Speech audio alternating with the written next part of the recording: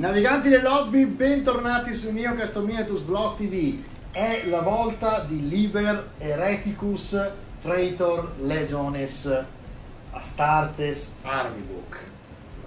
Che roba! Subito dopo la sigla.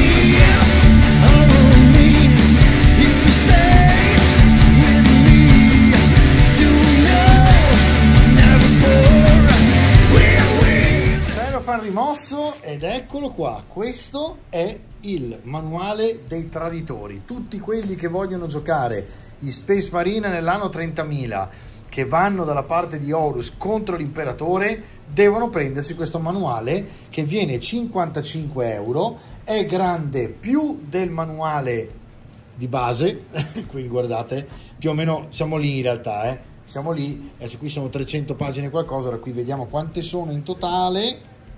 Vediamo subito. Sempre la galassia nella seconda, terza, quarta e quinta, insomma terza e quarta, scusate, prima e seconda, sempre la galassia. Bellissima questa foto con la guerra ripresa da sicuramente Forge World, bellissimo.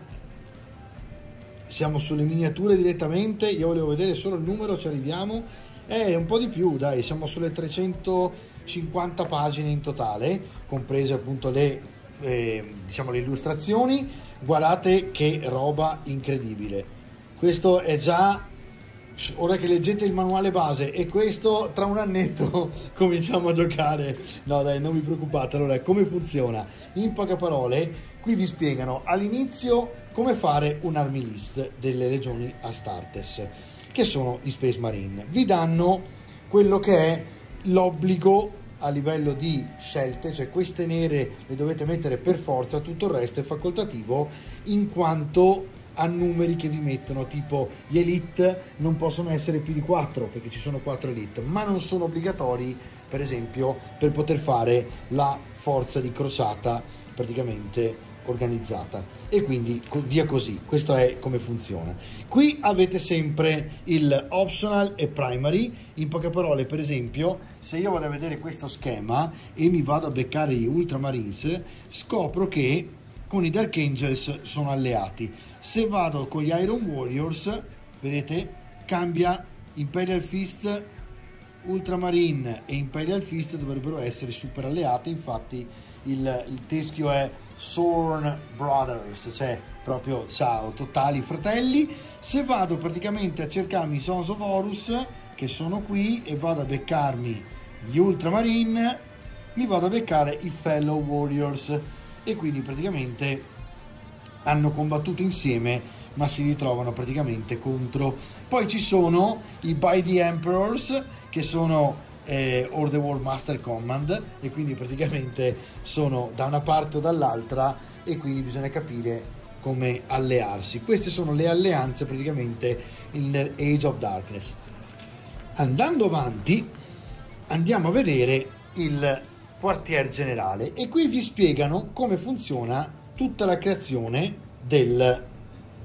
proprio dell'esercito. Quindi HQ, e quindi Headquarter, che è il quartier generale, Legion Praetor, oppure Legion Carafatri Praetor, che è praticamente il Terminator, Legion Tartaros Praetor, che è l'altra armatura Terminator del 30.000, i Centurion, piuttosto che i Legion Carafrazzi Centurion, Legion Tartaros Centurion.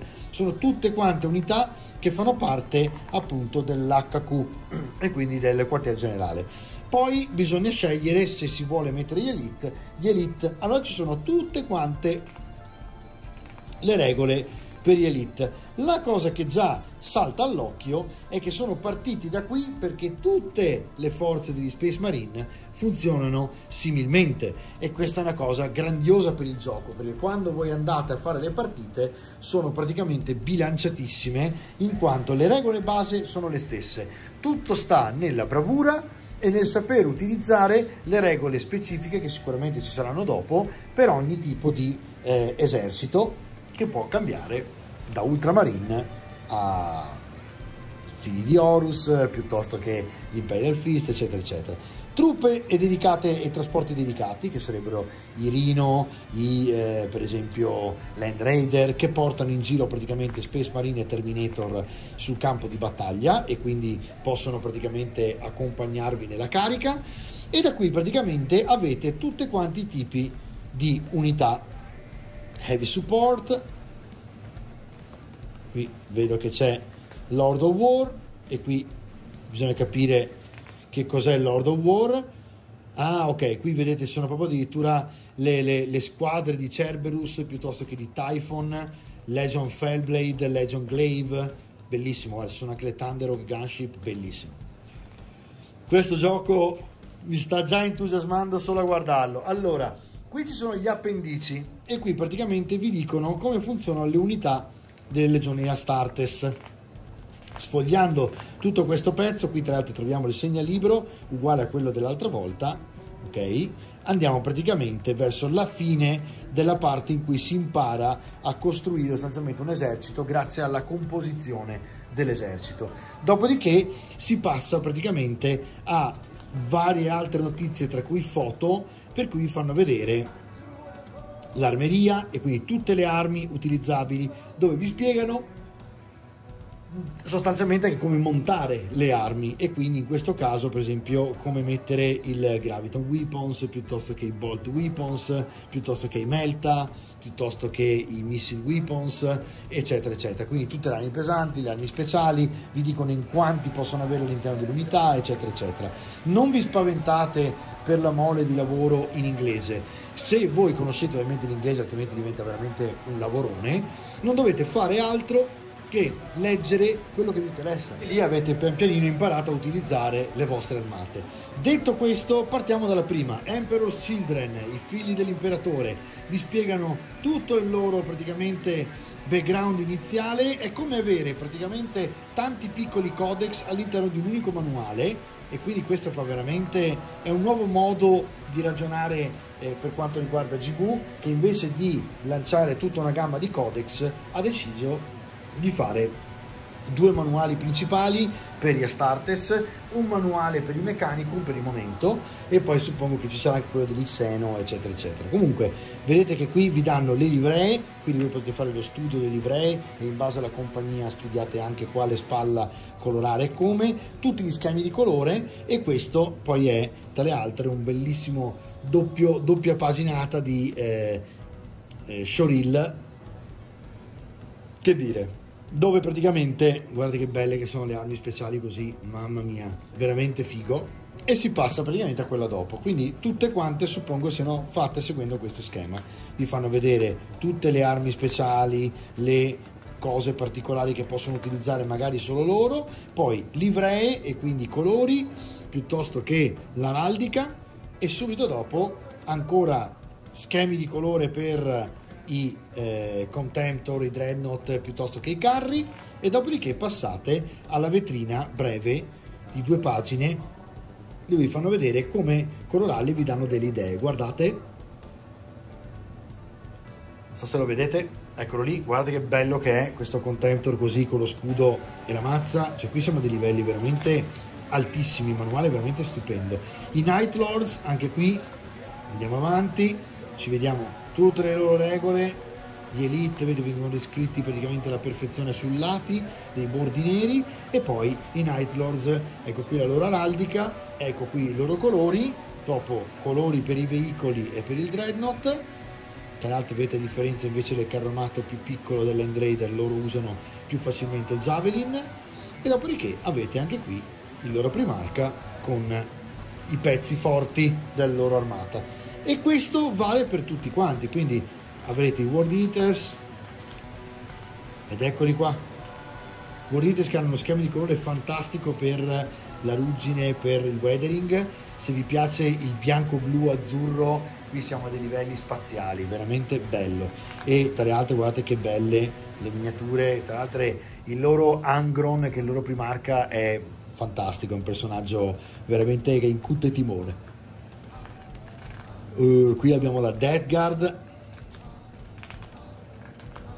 andiamo a beccarci la Death Guard, è una delle più ricercate in assoluto, perché poi nel tempo diventerà una di quelle più famose fino all'anno 40.000. Adesso è molto blasonata come esercito da utilizzare, viene veramente usato fuori dai modi, e guardate Mortarion che personaggio che è. Anche qui il weathering si spreca perché con il bianco è facilmente riproducibile. Qui siamo a un'altra iconica, Thousand Sons, che sono un'altra iconica fazione dei traditori che è arrivata fino al 40.000 con una bella carica di cattiveria. E qui abbiamo, vediamo un pochino la loro araldica con i loro colori. Vedete che loro hanno un po' questa cosa un po' quasi egizia. Eccoli qua, guardate un po'.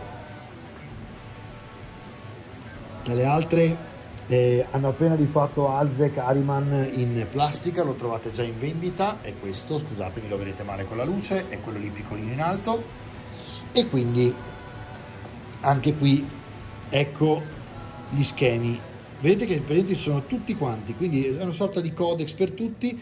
Guardate che c'è qui. Questi li vedremo sul tavolo da gioco qui su Neo Custom Miniatures, perché farò i Sons of Horus e vi insegnerò a farli molto velocemente con schemi di colore molto semplici, pratici, o a dry brush o aerografo, che vi permetteranno di colorare tutta l'armata nel giro, volendo anche di un giorno solo. Vi farò vedere come, e avendo però delle miniature molto belle, molto invecchiate, carine, eccetera. E qui andiamo su questa sorta di verde che caratterizza loro, e poi queste armor loro che sono un MK4, piuttosto che le varianti del catafracti loro Terminator, che sono molto da legionari quasi, no? Guardate che imponenza che hanno i loro veicoli, ed eccoli qua riprodotti praticamente in, vedete che bello che è anche lui. Questi sono riprodotti ovviamente nella scala a 32 mm, dipinti dal studio Heavy Metal, che avrà ripreso in mano la maggior parte delle cose, anche se molte secondo me provengono proprio da Forgeworld. E qui abbiamo i Warbearers anche loro hanno delle armi particolari, e tra le altre sono abbastanza vicini a Khorne come concetto, e quindi vedete poi il caos deforma praticamente la loro stazza, la loro mole, sono un po' particolari per questo loro. E qui Alpha Legion, che credo siano gli ultimi, vi fa vedere praticamente gli Alpha Legion, che sono molto affascinanti. Io non li farei solo per il fatto che non mi piacciono molto i colori metallizzati, però se vi piace proprio il contrario, il tipo di colore metallizzato, questo è uno dei più iconici diciamo plotoni, o meglio armata intera, che potete fare di traditori per Horus Heresy. Allora, è finito già qui, guardate di nuovo questa immagine poderosa che va a riprendere una battaglia, e con questa immagine facciamo un breve recap in cui tentiamo di capire esattamente perché comprare e a cosa serve, anche se è piuttosto semplice, questo Liber Hereticus Traitor Legiones Astartes. A tra poco.